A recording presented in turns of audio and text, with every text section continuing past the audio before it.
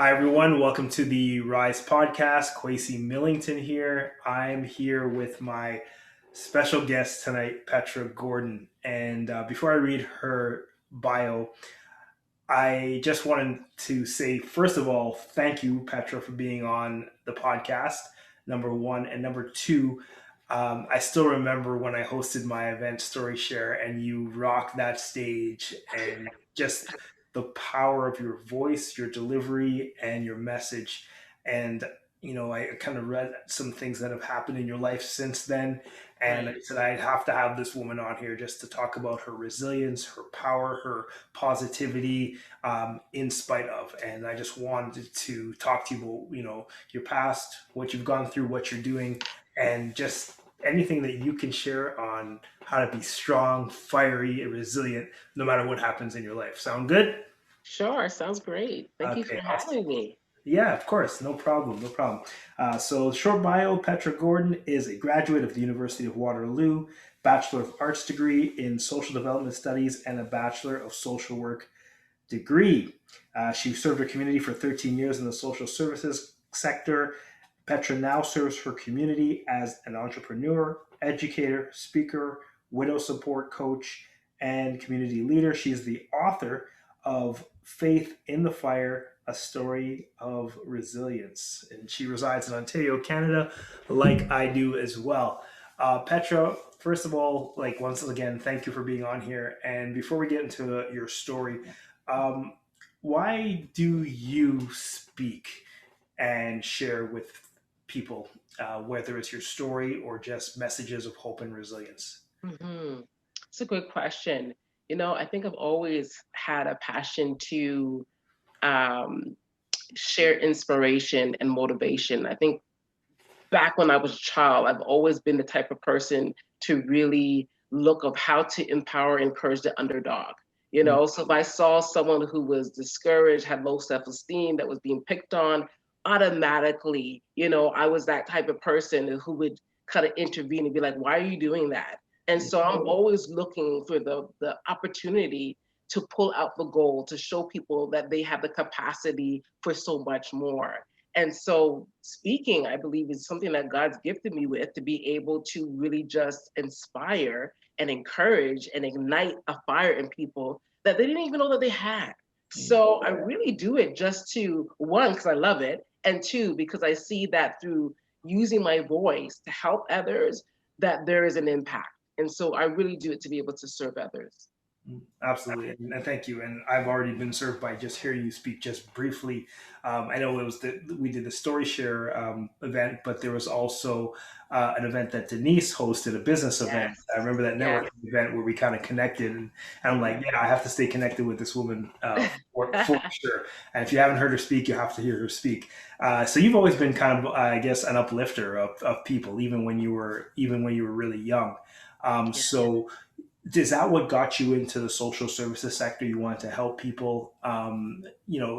Is that what led you to your career that you had in the past? Yeah, you know what? I think it has always been a part of just who I naturally am. And I initially actually wanted to become a teacher. And I was in high school. And I remember one of my high school friends saying, Petra, because I was like, teaching, what should I do? And she was like, Petra, you know everybody's business, okay? You should just be a social worker. And then it got me thinking. And I ended up doing a mentorship program in grade 11 for social workers. And it really resonated with me. I'm like, yeah, I do this naturally. Why not get the credentials, the degree to just add to what I already innately have in terms of helping and empowering and serving others? So that's really what started me on the path of social work. And to be honest, I've actually, since that bio, have returned back to the social work sector because it's just something that is just a part of me. I don't think I could ever really turn it off.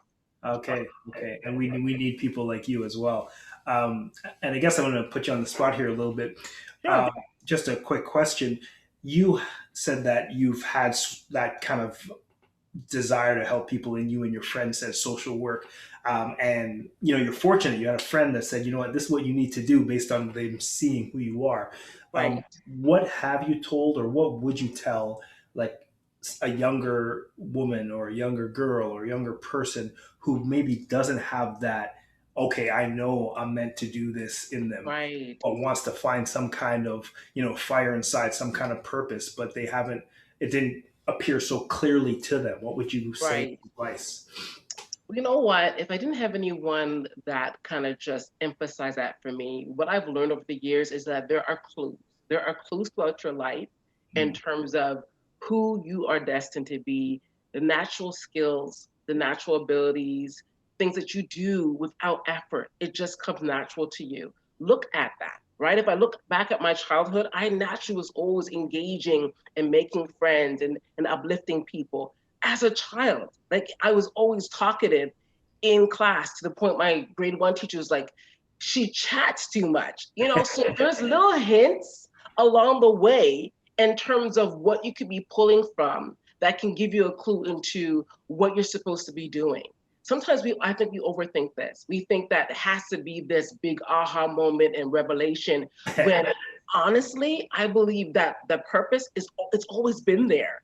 We mm, just we downplay it. We think our natural skills are not a big deal. Oh, this can't be something special. Meanwhile, someone wish they had those traits, those skill mm. sets, those qualities. So I would say look back over your life and see where there's been hints of things that you just do naturally that could be a part of your purpose and how you contribute to the world. Yeah, yeah, and there's so many things to unpack there. I mean, you said I think a lot of people sometimes they wait for that moment. The clouds clear, and the sunlight from God comes down, and okay, Right.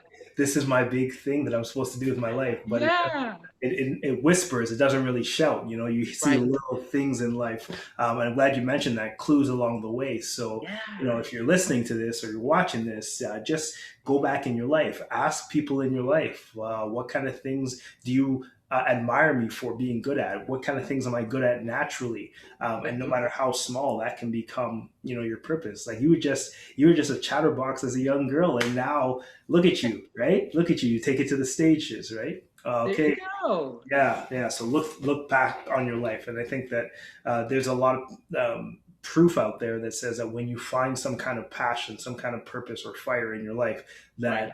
you have more energy when you wake up in the morning. And so it's not just something to gloss over and say I go to a job or I do this or that.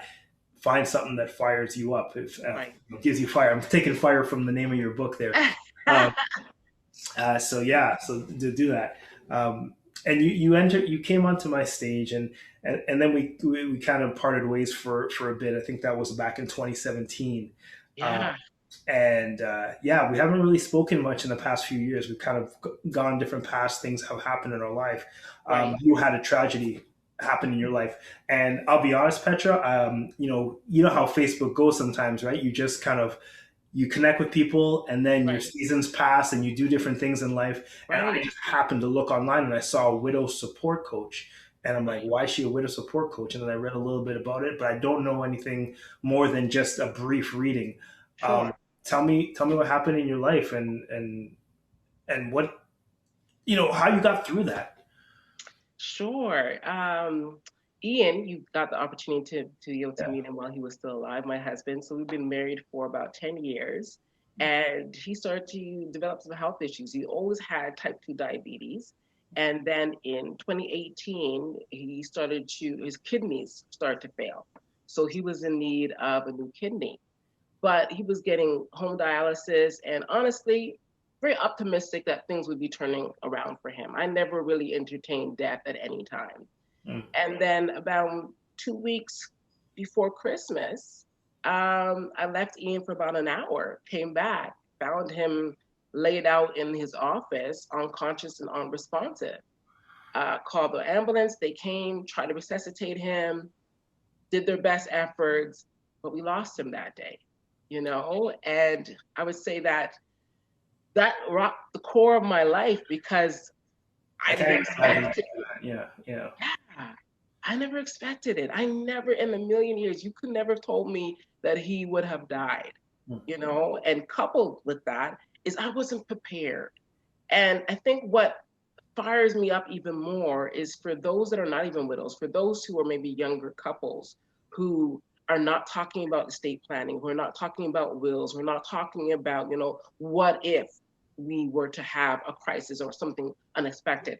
Are we prepared? Right? Because when we do estate planning and doing all of those important things, it's really not so much for us, but it's for those who remain after we die. Yeah. And we had nothing in order.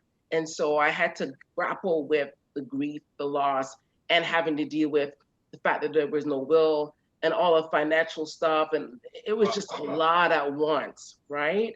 Yes. So, And you don't even think about that, right? You just think about the emotional component. And when I briefly read about it, honestly, that's all I thought about. And I'm like, oh my yeah, gosh, how did she get through this? How does she have a smile on her face? Emotional, emotional, emotional.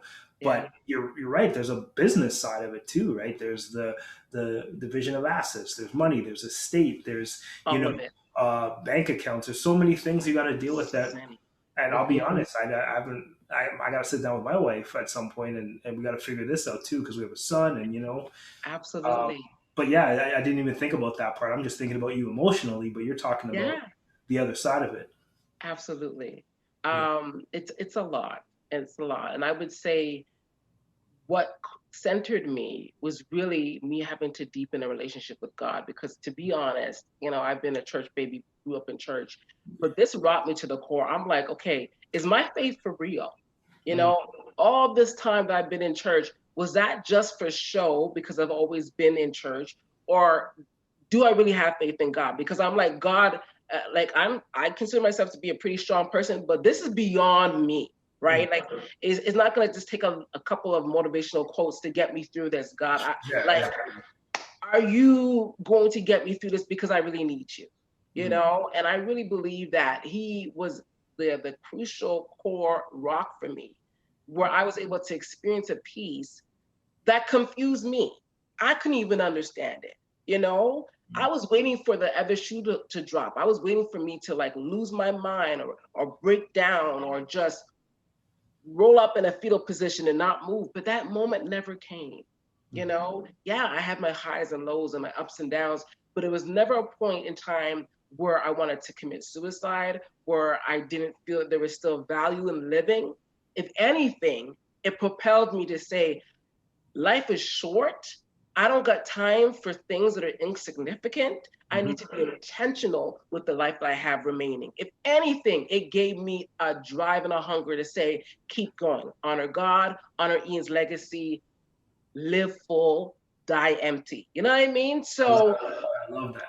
I love that. that's And what I did it. remember when the brief amount of time that I spent with him, you guys seem so, I guess, equally yoked, as they say in the Yes, Bible, right? yes, He had the yes, smile and the energy. You had the smile, the energy, yeah. and is there someone in your church or your family that was there for you at the time that you could say, you know what, they helped me out, or was it just like I hit my knees and it's just me and God? You know what? I have to be honest. I was so grateful for my husband's late husband's sister, Denise Gordon. She, I mean, just locked arms. She would come over to the house. She would sleep over. She would make me food. And I'm not the type of person that reaches out for help. But this was a time where when people were giving me the help and support, I took it because I had no extra strength. Okay, so if someone said, "I'm gonna come and I'm gonna do this for you," and I just let them do it Mm, because there was just so much going on at once. And so I would say my sister-in-law Denise Gordon, my mom, she was instrumental. My brother, um, they were the ones that were local that really were my support. And I thank God for them. I honestly, I don't know if I would have been able to get through the way I did without their support. And instrumentally on the business and administrative side was my financial advisor, Chacole Brokerage, that had they not helped me, because I mean, God, like there's so much going on, I probably would have lost everything financially. But they were like my advisors to kind of say, okay, this is what you need to do. This is why. And they weren't just telling me what to do. They were giving me the education to mm. empower me with the knowledge, which honestly invaluable. I will never forget the help that they provided during that time for me, for sure. Uh, that's amazing. So you had emotional support. You had people to help you with the business side. I Yes. think that's key. I mean, this podcast is about resilience. So anytime I hear something that exemplifies resilience, I have to mention it. And they say that one of the key factors to how resilient you can be is your support system Yeah. and the people around you. And what you did was key, and you said that you let people help you. If they want to do something for you, you let them. And I Right. don't know if you found that in the people that you coach, the people that you mentor, but sometimes when we go through things, people have a tendency to shut people out, right? Yeah. So, I'm going through this, let me go through this, don't bother me right now. But that's the exact opposite of what you should be doing, right? Because imagine if you Right. shut out those people that were there for you, that were cooking for you, that were coming over and helping, that were giving you Right. financial planning, and you say, no, no, no, I got this. And the people have that Right. stubborn mentality. True. Um, so, do you, I mean, have you talked to other women or men who've lost significant others in your coaching practice or just as friends? And what kind of things did you have to run up against to get them to change their mindset to be able to be as resilient as you have been? I think a lot of the communities that I'm a part of, specifically for young widows and widowers, is the grief, right? The grief can just is the weight of it is so enormous that most can't see beyond it, right? And so the biggest challenge for widows and widowers is to try to navigate through that grief and to see that their spouse has died, but they haven't died, and there's still their life that needs to continue to be lived. And so that's the biggest hurdle, I feel, is for them to be able to see the possibility that my life can still have purpose, that I can still experience happiness, I'm still worthy of happiness and joy, even though my spouse has died. Doesn't negate the fact that I miss my spouse, but I can still move forward and still honor them by continuing to take those steps. So I would say that's probably the biggest thing for many. Mm. You'll either be on one side of the spectrum where it's like, okay, it didn't take you years and years to bounce back. And then you'll have some who've been in this grief for like 10, 15 years, and it's as if it happened just yesterday, you Okay. know? So, And I've seen that before. You see that, like, oh, yeah, I lost my so and so, my husband, wife, whatever, and they ask, when did that happen? 10 years ago. And you're like, oh, okay. Oh, so you're yeah, talking about it like yesterday, but then you see people like yourself who, is just a couple years removed, and you're right. out there helping other people. And I guess what is the key to kind of navigating through that grief? It's like you mentioned, is finding, convincing yourself or believing that you have purpose outside of Right, the person that you were with. right. And this may be, I hope it's not a sexist question, but do you find that women suffer with that more than men? And the reason why I ask that is Hmm. because um, men typically tend to be very career focused, and we see a lot of women that are career focused now too. But True. if you ever hear a story of someone in the relationship that relies on the other person and ties Right, their identity into family and the other person, it's normally the woman. right. So have you seen that, or what are you seeing when it comes to coaching people and making and helping them see, okay, yeah, you have a purpose, you're important even without that other person? Right. The message that I give to widows is really helping them to look and discover a purpose that goes beyond themselves. Mm. So when the focus is always on, myself and my husband and what I've lost, then you get stuck in that time zone of there's nothing left for me. Well, if you're 35 or you're 25, there's a whole lot more left for you. So it's really discovering, well, what is that thing? What is that thing that you can just contribute to that will help facilitate your healing? Because when we're serving others and we're able to give back to others, it helps you heal because it takes your mind off of just focusing on your pain and what you've lost and the things that you can't no longer control. And that's what I try to teach my audience that are suffering with the loss of a spouse is that we can't focus on the stuff that we can't control. We can't change the fact that our spouses have died.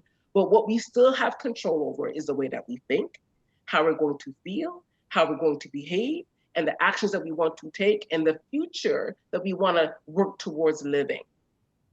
We Mm. can't control anything else. No, couldn't have said it better. I mean, focusing on what you can't control. So I can tell that you wrote a book that exemplifies resilience because you're talking about these factors. And Yeah. um, when you went through what you went through, is that what inspired you to write your book, or how did you go from grieving to dealing with everything to deciding I'm writing a book and I'm going to be a coach? Because it's one thing Yeah. to bounce back and live your life and feel like okay, I can Right. go on living, but it's another thing altogether to take it to the next level and say I'm a coach, I'm an author, I'm a speaker, like I'm Right. out there.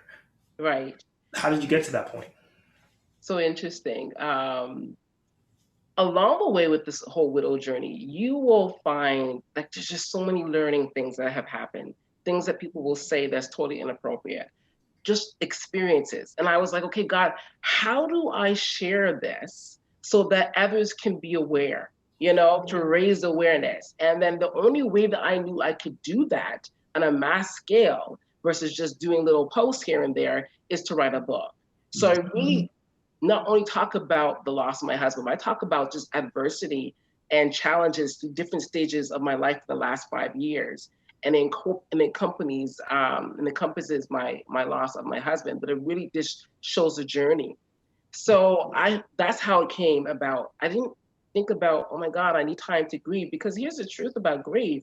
There's no time frame, right? I can't tell you when grief is going to end. I could be walking and feeling great, and then all of a sudden a wave of a memory triggers me and I feel the impact of that. Mm. So it's about how do I continue to experience the grief when it comes to me and as I work through it, but still live at the same time. It's like concurrently working at the same time. It's not either or, it's working together, right? Yeah. And giving myself the grace when I go through it. So that's how the book came about. I'm like, I need to share these lessons. People need to know. Yeah. You know? Okay. And I love that you mentioned that because a lot of times people wait, and you're right. It's not just people that are grieving; it's people that are waiting for X to happen before they do Y. Right. So in your case, you're waiting for a lot of people are waiting. Okay, when I feel good, when I feel like I'm gotten Right. over my grief, you're saying, yo. In the midst of your fire, right? In the midst of what you're going through, you can still produce magic. You can still produce greatness, no matter even if you're going through something, and that's a key. Got it. Whether you're dealing with a widow or anything Got it. anything, right? You Some got people it. are waiting until they get the right job or they meet the right person. They're waiting when you're saying, no, man, I wrote this book even though in here I'm not 100% just yet, right? So Exactly. I guess we're Exactly. never 100%, right? We're never. So the Yeah. moment you're saying, I'm going to wait, I'm going to wait, there's never a perfect moment. I discovered that. There's never a perfect moment. Right now is perfect. Hmm. Today, because that's all I have. This moment is all I have guaranteed. Hmm. Okay? I left my husband for an hour. The entire day, I was checking in with him, talking to him, called him on the phone. He was at home. I was coming from church the whole day. One moment, left and came back, gone. So we can't control everything. We're in this moment. So if you're going to say, oh, maybe next year, I don't know what's going to happen tomorrow. Hmm. So what can I do today? Mm. Right? Mm. Don't put it off tomorrow. You can't guarantee that, Yeah. you know? Yeah, exactly. You can't guarantee it at all. Um, when you what would you describe yourself as now? I guess because I've read so many titles for you and I've introduced you with so many titles. Uh, Yeah, what is your most passionate area that you're working in right for now? sure. I would say being the widow support coach is where my passion lies. And the funny thing about that is I didn't even want to be called a widow. I was like, I am too young for this. Don't call me a widow. To me, there was a stigma, there was a shame. I was like, this doesn't fit me. Okay. My mom is in her 70s. She's a widow. This stuff does not happen to, like, I was just so anti widow, but I truly believe it was a call of God to say, you know what? There's a need for this. There's a need for the support because this is a group of people that are very underserved and there's so much pain. And so for me, what really fires me up is how can I help widows to, they may not look like me in terms of my grief journey because it's all unique, but how can I give them some tools to be able to really craft their own journey so that they can be empowered while they're navigating this. Mhm. So I would say what fires me up the most is being a widow support coach, really advocating for the widow community. Okay. Advocating for the community, and I get that. I mean, and you could correct me if I'm wrong. Is it you Yeah. didn't want to be called a widow? Is that because you didn't want people to feel sorry for you? You didn't want people to Yes. attach that to you? Yes. What was it about the term? It was that whole, oh, poor you, your life is over. It to me, it felt like weakness. Mm, Right? It felt like I was, the scarlet letter was on me. People were going to treat me like a fragile, broken shell. Like I didn't want any of that. I knew I was still going to empower women. I knew I was going to still encourage and coach and speak, but I wasn't thinking widow. I was thinking, yeah, I'm going to help people navigate adversity. mhm. So I wasn't even thinking the whole widow community. I wasn't even going to touch it. I was like, that's dark. It's not warm and fuzzy. No one really wants to be hearing about that. But I just felt compelled. I felt compelled and convicted that this is the group that I need to transfer all my skills and serve fully. Mhm. Yeah. And I wanted to ask you about that because there's a lot of times people will say, I felt called to that, I felt compelled to do that. And what does that look like? And I know that sounds like a weird question, but what does it look Yeah. like when you're called to do something? Because I've heard Sure. some people say, "Oh, I found myself being reached out to by widows every month." And then I'm like, finally, okay, God, I'm not knocking on my head. And it was that obvious. Yeah. But for some people, it's less obvious. What was the journey like for you? So I could tell you this. Throughout that, I would say that year that we laid Ian to rest, there were three specific incidences where there were like panel discussions, particularly in the church community, and they had represented there the single, the dating, the married, the remarried, the divorce, and then I heard a small still voice say, "What about the widow?" And I was like, "Oh, that has nothing to do with me. Like, whatever. They'll figure out whatever. Nothing to do with me." Then there was another event, similar thing, and then nothing that voiced widows. And I was like, oh, well, has nothing to do with me. Carry on. And then I was in this coaching class. It was me and another student, and she was focusing specifically on the divorcee, that woman who's been divorced. And then that still small voice got louder, and it was like, what about the widow? And then I stopped. And I thought, okay, God, you got my attention because this keeps on coming up. I keep on brushing it aside, but you keep on bringing this up to me. Is this what you want me to be doing? And then I got scared. I was like, am I ready? Do I Uh, want to even touch this? And so I started to go online and see, is there a need for it? And I went to Facebook communities, and then I saw that there is a need. And mm, then ultimately, I found actually a widow coach. She's a life coach, certified life coach, who's a widow, who actually certifies widows to coach widows. So I went through her certification program. Yeah, crazy. So I okay. was like, okay, Okay. like whatever doubt I had, okay, Yeah. the fact that this is in existence and this is actually a thing, Yeah. I'm like, okay, all right, God, I'm Okay. like, I'm how in. much more clear does it have to be? You Yeah. know? Yeah. And it's like we said earlier, right? It's not the big, booming, loud sound. It's just that whisper. Okay. What about widows? What Yes. about widows? What about widows? Yes. And I didn't even know that. So a widow coach that coaches widowers to be coaches of widows. Okay. Yes. Okay. She legit certifies us. We get a certificate. She has a school, and all the coaching strategies are specific to helping widows navigate the loss and helping them to really rebuild and move forward. Hmm. So I was like, wow, okay, sign me up. I'm doing this. Reluctantly, the resistance all the way, but I Yeah. couldn't ignore that. Like that was just so obvious for me, you know? And you hear that so often that people, when they get called to do something, they get called and they go kicking and screaming and kicking and screaming into their destiny. It's true. And it's such a cliche, but it happens to so many people.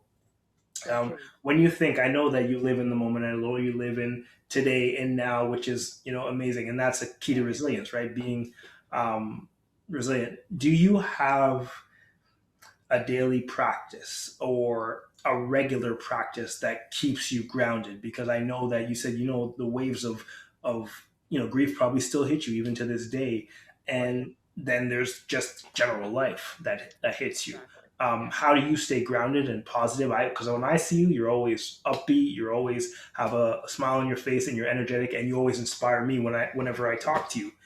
Right. How do you keep that? You know what? The one thing when it comes to the smiling, for me, I love to smile. I love to laugh, and I realize that that is contagious when people are around you. And I just love to be in atmospheres where there's joy, right? And I choose joy. And I used to say that early when I lost Ian, I choose joy, okay? Because I can't control anything else, but I'm learning how to do my own self coaching. That when my own mindset is starting to go a little wacky, then I really start to coach myself and really be intentional with my thoughts and really examine, okay, what's actually factual here? What's real? Or what's the story that I'm making up based on no facts? And when I really tear back the layers, it's like, girl, why are you really upset? There's nothing going on here. This is a story. This is not real. Mm-hmm. Right. And so it's really taking those few moments to really check myself and say, this is not correct. And really be intentional about what thoughts I want to have. How do I want to perceive situations? Could I be misinterpreting this person's body language, their tone of voice, their response to mean more than what it really is? Okay, because I struggle with that throughout my life, misinterpreting what people meant, getting caught up in my feelings, carrying all this weight of emotions, and it wasn't even true. And Mm-hmm. maybe if I had a simple conversation and not jumped a gun and created this story, I would have had less pain over the years over things that were just really insignificant. So it's that self coaching that I do. It's me really cultivating that spiritual part and that faith and that relationship with God to center me in terms of my identity and purpose. But becoming a regular practice of really identifying what is true here. Is Mm-hmm. this factual? How do I know that this person has an issue with me? Based on what? And when I turn back, it's based on nothing. Yeah, Then I shut it down and carry on with my day. I'm like, I'm not gonna just hijack my day I based love on nothing, you know?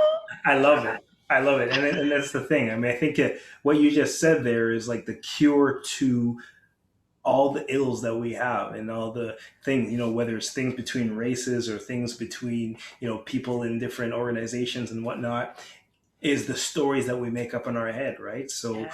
we often act out based on something we perceive before we even communicate. You And got it. you said it even more perfectly than I just did.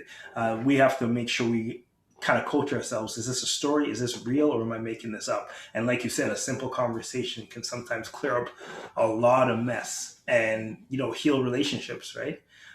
Do you Absolutely. think you were like that before Ian passed, or is that something that you kind of developed more of after? And then I guess the second part of that question is, Yeah. how have you changed in the last couple of years? What's the biggest change you've made in the Right. type of person you are? I think that part, the whole perception piece, the fact versus the story, was the biggest change because I was that person who would misconstrue your behavior, your tone of voice, and I would attach a meaning to myself and allow that to really disempower me. And when Ian died, I was like, okay, the weight of the grief is enough.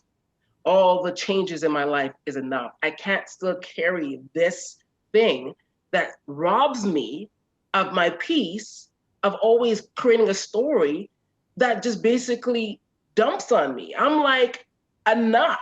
I got to deal with this. And so that has been the significant change to catch myself when I'm creating a story that is not based on fact, that disempowers me, that makes me feel entertain these negative thoughts that aren't true.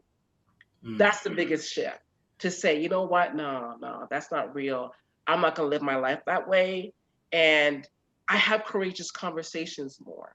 mm, And I'll talk to people and be like, okay, you know what? I thought X, Y, and Z wasn't cool. But, let's talk about that. And really just air things out and don't carry them over and allow things to just build up. Because the reality is, I don't want to carry none of that mess to me when I go to bed. When I Mm. go to bed to sleep, I want to be free because I don't know if I'm waking up tomorrow. And I don't know if you're waking up tomorrow. So am I going to leave it to chance that there's a misunderstanding between the two of us? No, I'm not. Mm. Even when it makes me uncomfortable, even when I don't want to have those conversations, I'm having more courageous conversations to say what needs to be said and do so in love. And so that I can just be in peace. So that I would say has been the biggest shift for me, having those courageous conversations, being intentional about my perspective and knowing between the difference, what's fact, what's story. That shifted the game for me 100%. Mm. And that concept alone, I'm sure if you teach that to your clients and your audiences, that'll change their life right there. Forget all the other gems that you've shared and all the things that you know, but that right there is absolutely huge. And having those courageous conversations, I know myself, I can challenge myself to have more of those as well, and not writing stories in my head as well. So I appreciate that. I know you live, like you said, you live in the present. Do you ever look forward, about 5 years, 10 years, or whatnot, and just ask yourself, okay, where do I want to be, and what kind of, what do I want to have accomplished, or whatnot? Do you think ahead? And Absolutely, what do those absolutely. thoughts entail? Absolutely. I do believe that you have to, be in the moment, but I also believe that you need to have vision. Mhm. I believe that you need to be able to work towards something. And so, Ian, my husband, late husband, was a visionary. And I have that as well. Always thinking about how can I continue to grow and create greater impact. Okay, there's a minister that I listen to. He's like, I'm allergic to average and mediocre. Like, I don't want to just, say, oh, this is as far as I can go. Well, who says that? I don't want there to be a ceiling. So there is always vision of what I want to do and how I want to impact the world on a greater scale. So absolutely, vision is key. Now, Mhm. I don't know if I'm going to be alive to fulfill that vision, but I think vision is still going to be the thing that drives you to move forward and keep growing along the way. Yeah, absolutely. Vision is important. And what are some of the things that are part of your vision of where you want to be So specifically? honestly, I have such a passion, and I've always had this, even when he was still alive. Housing, affordable housing is something that is a huge problem. And one of the things that I would love to be able to do is to own a building, own a building, and be able to provide affordable housing for low income families and be able to attach to that some type of supportive services to really help them. Because it's not enough to just have money. People have money, but they don't have no financial literacy.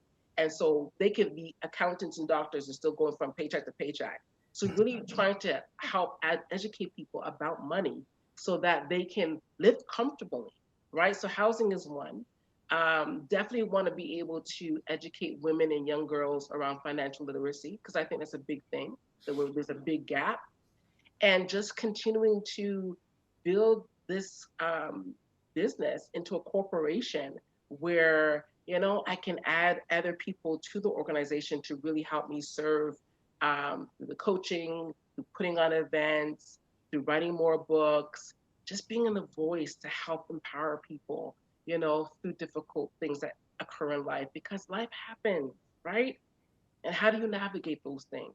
And how is it possible for you to continue to move forward? So those are probably my big, hairy dreams, plus scholarships. One of the things that Ian and I wanted to do was go back to Peel Children's Aid Society, where I worked for a number of years, to provide scholarships for Crown Wards, that young youth, Black youth, who are wards of the state. We want to be able to go back and put a scholarship in place to help encourage them towards post-secondary education.